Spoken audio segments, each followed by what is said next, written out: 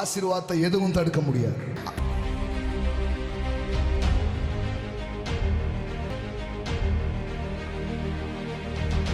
இந்த மனுஷன் கூரையை பிரிச்ச மாதிரி தேவன் சொல்றார், நான் ஏன் கூரையை பிரிச்சு ஆசீர்வாதம் வாசல் வழியா அல்ல, என் கூரையை பிய்த்து கொண்டு எல்லைகளை உடைத்து கொண்டு உன் மேல கொட்டோ கொட்டு கொட்டும்.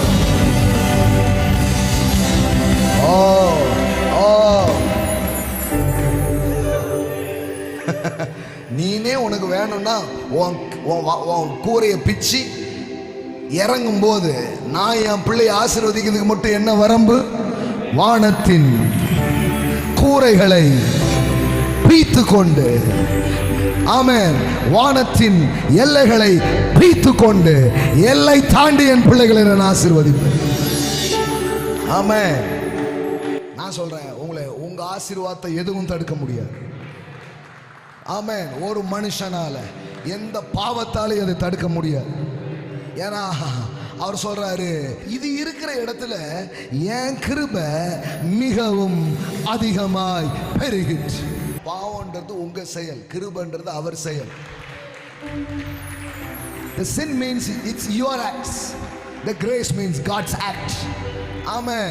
அப்படின்னா என்ன தெரியுமா? நீ நினைச்சா கூட, ஆமென்,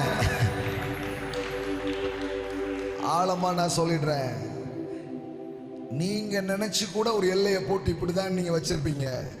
அந்த எல்லையை உடைக்கிறது தான் கிருபை. அப்படி இருந்தும், ஆமென், பாவம் பெருகின இடத்தில் கிருபை அதிகமாய் பெருகிற்று.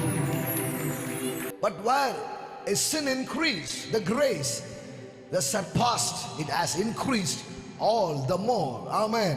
அதாவது இங்க யாரோ காப்பி கொட்டிட்டாங்க, இந்த இடத்துல கொஞ்சம் கரையா இருக்கு, கொஞ்சம் கரையா இருக்குது. ஆனா வர்றது ஒரு டம்ளர் தண்ணி ஊத்தல, ஒரு வெள்ளமே இது மேல வருது.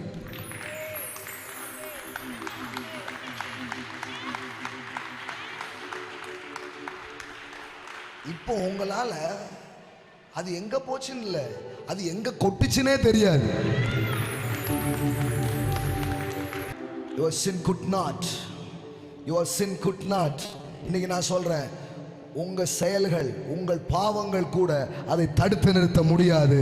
ஏன்னா அவருடைய இரத்தத்தின் வல்லமை, அவர் கிருபையின் வல்லமை, அவர் அன்பின் வல்லமை அதை விட பல மடங்கு பெருசா இருக்கு.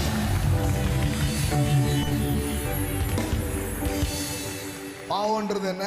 உங்களை லிமிட் பண்றது. கிருபைன்றது என்ன? என் பிள்ளைய யாரடா லிமிட் பண்றது?